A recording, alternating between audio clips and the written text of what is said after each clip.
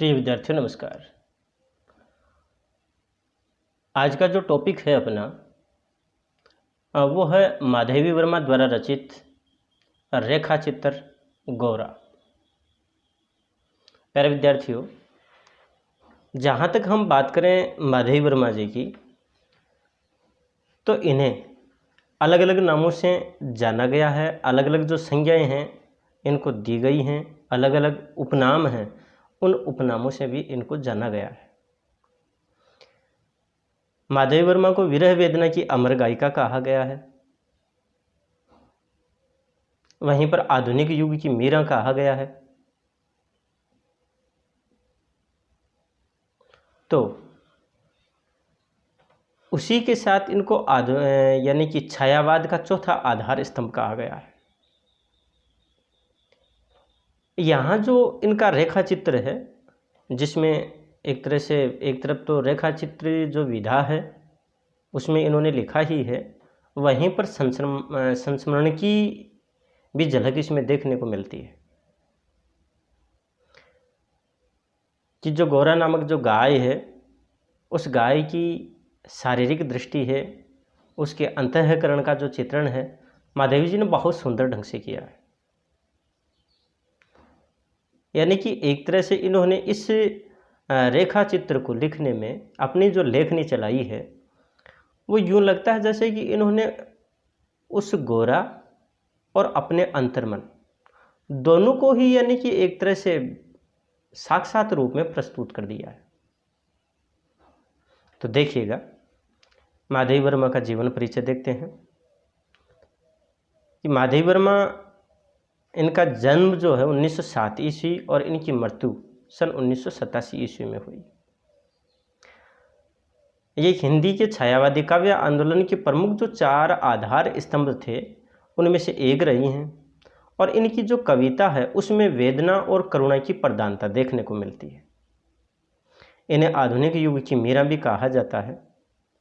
माधवी वर्मा की चिंतन वृत्ति साहित्य और समाज दोनों दिशाओं में प्रवाहित हुई है। उनका व्यक्तित्व सरलता, उदारता, संवेदनशीलता, आत्मीयता एवं सात्विकता से ओतप्रोत है। उन्होंने हिंदी संस्मरण और रेखा चित्र विधा को अप्रतिम ऊंचाई दी। माधवी वर्मा का गद्य भाव एवं भाषा की दृष्टि से अनुपम है, और उनकी जो प्रमुख रचनाएं हैं वो हम इस प्रकार से देख सकते हैं। इनका जो कविता संग्रह है वो है निहार, रश्मि, निर्जा, संध्या गीत, दीपशिखा, यामा आदि। इनकी जो संस्मरणात्मक जो रचनाएं या फिर यूँ कहें कि जो रेखा चित्र हैं उनमें है अतीत के चलचित्र, स्मृति की रेखाएं, पथ के साथी, मेरा परिवार। और इनके निबंध संग्रह हैं उनमें है श्रृंखला की कड़ियाँ, साहित्यकार की आस्था एवं अन्य निबंध। प्यारे विद्यार्थियों, इस कड़ी में, इस क्रम में हम आगे यानी कि जो बिंदु ले रहे हैं वो है पाठ का परिचय। और हमेशा जब भी हम किसी पाठ का अध्ययन करते हैं, किसी अध्याय को पढ़ते हैं, तो हमेशा याद रखिएगा कि हमें पाठ परिचय पर पूरा ध्यान देना चाहिए, क्योंकि पाठ परिचय में उस पूरे पाठ का सार होता है और वो सार उस पाठ की आत्मा होती है। अगर वो हमने बात समझ ली, पढ़ ली, इसका मतलब है कि पूरा जो पाठ है वो हमने तैयार कर लिया है। तो देखिएगा, गौरा रेखा चित्र में गाय के अंतरंग व बाह्य सौंदर्य के साथ मानवीय संवेदना का रेखांकन है। इसमें गाय का घर में आगमन, स्वागत, लेखिका के ममत्व, रोचक वातावरण एवं गाय के प्रेम को कलात्मक ढंग से प्रस्तुत किया गया है। गौरा गाय के स्वभाव एवं क्रियाकलापों के अंकन में लेखिका ने चित्रात्मक भाषा, बिंब प्रधान शैली और प्रतीकात्मक शिल्प का प्रयोग किया है। अंतिम वाक्य, आह मेरा गोपालक देश, संपूर्ण रेखा चित्र का वह मार्मिक कथन है जिसमें लेखिका की ममता उमड़ पड़ती है तो मानवीय संवेदना भी तड़प उठती है। ये तो बात थी पाठ परिचय की। अब हम चर्चा करते हैं इनके द्वारा ये जो लिखा गया रेखा चित्र है गोरा, उसके बारे में। गोरा मेरी बहन के घर पली हुई गाय की वयसंधि तक पहुंची हुई बछिया थी। उसे इतने स्नेह और दुलार से पाला गया था कि वह अन्य गोवत्साओं से कुछ विशिष्ट हो गई थी। बहन ने एक दिन कहा, तुम इतने पशु पक्षी पाला करती हो, एक गाय क्यों नहीं पाल लेती जिसका कुछ उपयोग हो। वास्तव में मेरी छोटी बहन श्यामा अपनी लौकिक बुद्धि में मुझसे बहुत बड़ी है और बचपन से उनकी कर्मनिष्ठा तथा व्यवहार कुशलता की बहुत प्रशंसा होती रही है, विशेषतः मेरी तुलना। प्यारे विद्यार्थियों, यहाँ पर जो लेखिका हैं वो ये बात कर रही हैं कि गौरा महादेवी वर्मा की जो बहन है उनके घर में पली हुई हैं और गाय की जो वयसंधि तक पहुंची हुई, यानी कि वयसंधि का मतलब है एक तरह से जवान हो जाना, तो वहाँ तक पहुंची हुई ये बछिया है और इसको बहुत ही प्यार और दुलार से पाला गया है। और इसी कारण क्या है कि जो और गाय के जो बछड़े हैं उनकी अपेक्षा, यानी गोवत्साएं, यानी कि उनकी अपेक्षा ये और ज़्यादा विशिष्ट हो गई। महादेव वर्मा की जो बहन है उन्होंने एक दिन उन्हें कहा कि आप इतने जैसे पशु पक्षी पाला करती हैं तो एक गाय घर में क्यों नहीं पाल लेती, और उसका तो कुछ ना कुछ उपयोग भी होगा। यहाँ पर लेखिका कह रहे हैं कि वास्तव में मेरी छोटी बहन श्यामा अपनी लौकिक बुद्धि में मुझसे बहुत बड़ी है, यानी कि इस सांसारिक जीवन का जो व्यवहार है या इस सांसारिक जीवन की जो गतिविधि हैं उनमें जो बौद्धिकता की स्थिति है वो इनकी बहन की महादेव वर्मा से कहीं ज़्यादा अच्छी है और बचपन से ही उनकी कर्मनिष्ठा तथा व्यवहार कुशलता की बहुत प्रशंसा होती रही है, विशेषतः यानी कि लेखिका की तुलना में। यहाँ पर आगे कह रहे हैं, यदि वे आत्मविश्वास के साथ कुछ कहती हैं तो उनका विचार संक्रामक रोग के समान सुनने वाले को तत्काल प्रभावित करता है। आश्चर्य नहीं यदि उस दिन उनके उपयोगितावाद संबंधी भाषण ने मुझे इतना अधिक प्रभावित किया कि तत्काल उस सुझाव का कार्यान्वयन आवश्यक हो गया। वैसे खाद्य की किसी समस्या के समाधान के लिए पशु पक्षी पालना मुझे कभी नहीं रुचा। यहाँ पर लेखिका कह रही हैं कि लेखिका की जो बहन जब आत्मविश्वास से जब कोई बात कहती है तो उनकी बात का प्रभाव इतना पड़ता है कि सामने वाले को उनकी बात माननी ही पड़ती है। और उनके द्वारा जो एक तरह से वो उपयोगितावाद का जो भाषण दिया गया, कहने का मतलब है कि गाय की उपयोगिता के बारे में जब बात कही गई तो उस सुझाव को भी लेखिका ने तुरंत ही मान लिया। लेखिका यहाँ पर कह रही हैं कि मान लीजिए कि कोई किसी समस्या के कारण घर में पशु पक्षी पालना उनको कभी अच्छा नहीं लगा। उनको पालने के पीछे मूल कारण था कि वो संबंधित जो भी पशु पक्षी है उसके प्रति लेखिका के मन में स्नेह का भाव उमड़ना, और स्नेह के कारण ही यानी कि इन पशु पक्षियों को वो पालती हैं। आगे यहाँ पर लेखिका कह रही हैं कि बकरी, कुक्कुट, मछली आदि पालने के मूल उद्देश्य का ध्यान आते ही मेरा मन विद्रोह करने लगता है।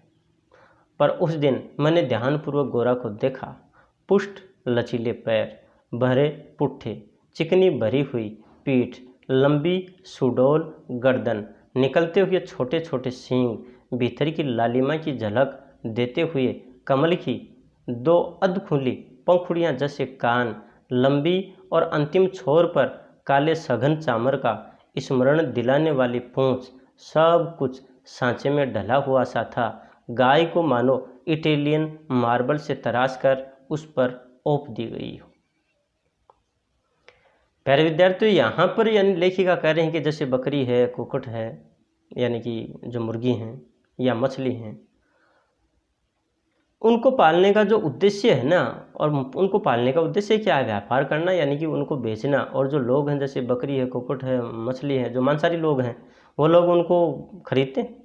और ऐसा जो विचार है वो लेखिका के मन में हमेशा विद्रोह का भाव जगाता है। इसका मतलब ये हुआ कि लेखिका के अंतर्मन में प्रत्येक जीव मात्र के प्रति बहुत ज़्यादा आत्मीयता, स्नेह, लगाव आदि का जुड़ाव है।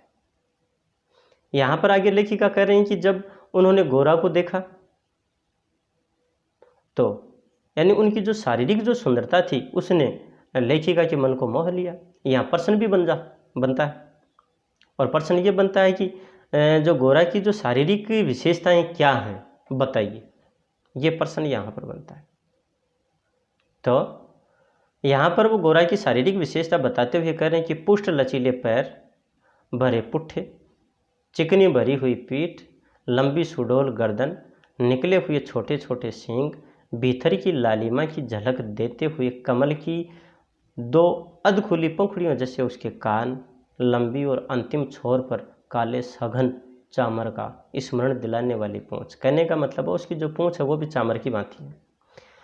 और ये सारी की सारी जो चीज़ें हैं, जैसे कि उसके पैर हैं, पुट्ठे हैं, पीठ है, गर्दन है, सींग और उसके कान, ये सब यानी कि एक तरह से सांचे में डले हुए से हैं। और वो ऐसा प्रतीत होता है जैसे कि जो इटालियन जो मार्बल है उसको तराश करके और फिर उसको स्थापित कर दिया गया, ओफ दिया गया, ऐसी लगती है।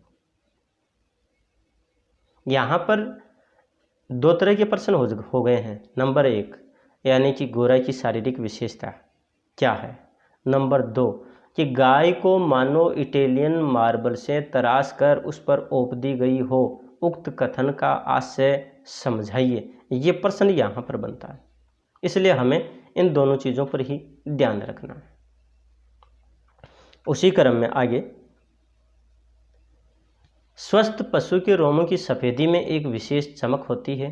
गोरा की उज्ज्वलता देखकर ऐसा लगा मानो उसके रोमों पर अभ्रक का चूर्ण मल दिया गया हो, जिसके कारण जिधर आलोक पड़ता था उधर विशेष चमक उत्पन्न हो जाती थी। गोरा को देखते ही मेरी पालने के संबंध में दुविधा निश्चय में बदल गई। यहाँ पर एक तरह से जो गोरा है उसकी स्वस्थता के संबंध में ही लेखिका कह रही हैं कि वास्तव में उसके रोम रोम में एक विशेष सफ़ेदी थी, चमक थी। और यानी कि गोरा को जैसे देखा तो यूँ लग रहा था, यानी कि जो चमक थी वो ऐसा लग रहा जैसे अभ्रक का जो चूर्ण है वो उसके ऊपर मल दिया गया हो, कि जिस तरफ से भी यानी कि उस पर प्रकाश पड़ता, प्रकाश की किरणें पड़ती, वह चमकने लगती। और जब उसको देखा, उसको देख करके और महादेवी जी के मन में उस गोरा को अर्थात उस गाय को पालने की इच्छा निश्चित हो गई। अब आप देखिएगा आगे,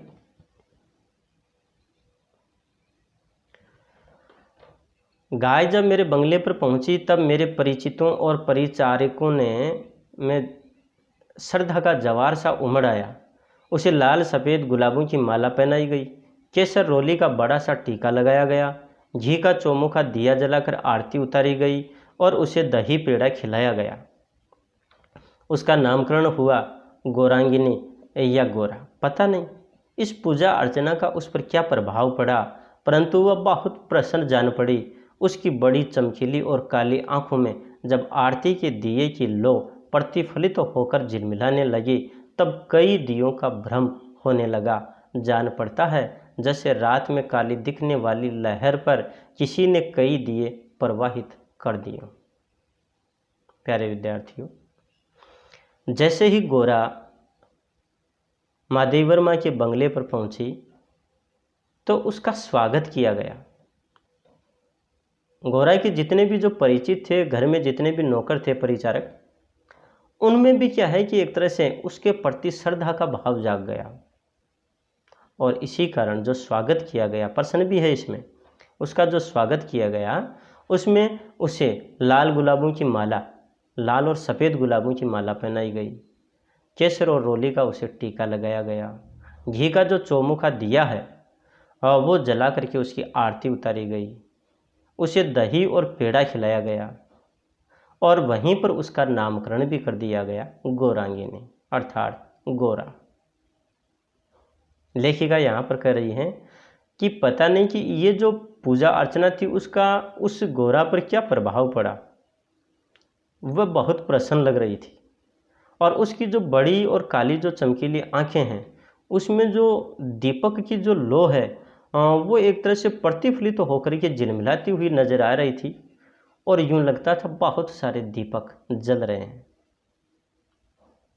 और जैसे कि रात में काली दिखने वाली लहर पर किसी ने बहुत सारे जो दिए हैं, दीपक हैं, वो प्रवाहित कर दिए। कहने का मतलब गाय की आरती उतारी गई और वहाँ पर यानी कि वो जो दृश्य था, वो दृश्य भी बहुत ही सुंदर था, सबको अभिभूत करने वाला था। आगे देखिएगा। गोरा वास्तव में बहुत प्रिय दर्शन थी।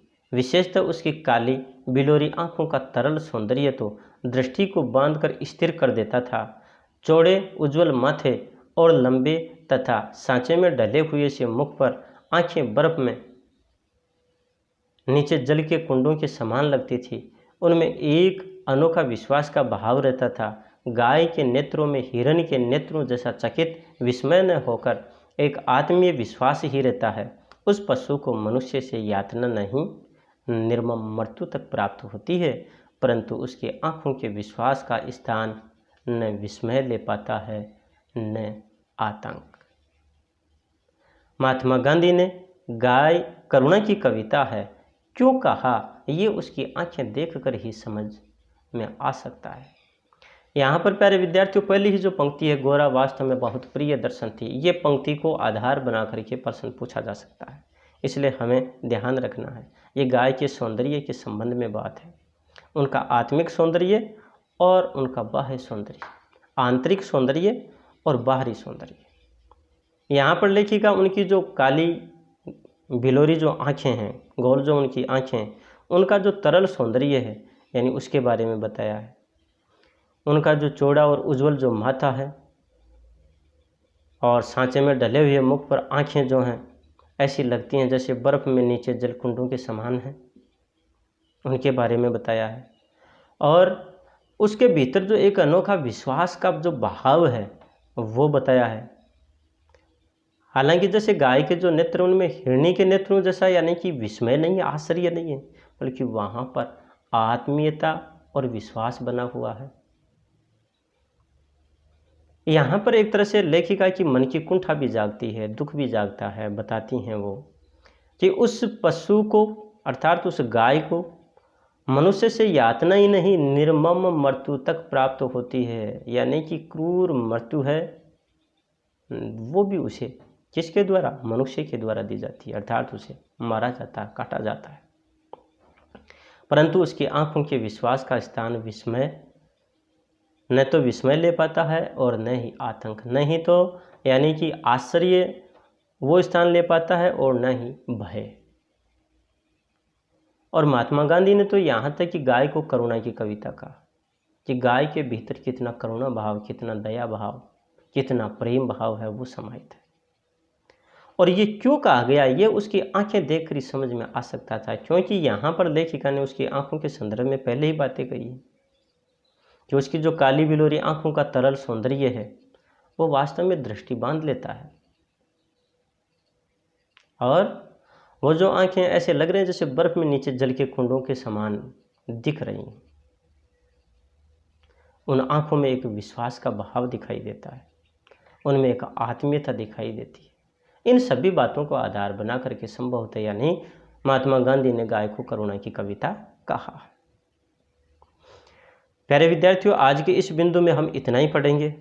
शेष जो भाग है वो आगे वाले यानी कि बिंदु में या आगे वाले वीडियो में लेकर के आएंगे। तब तक के लिए नमस्कार, धन्यवाद।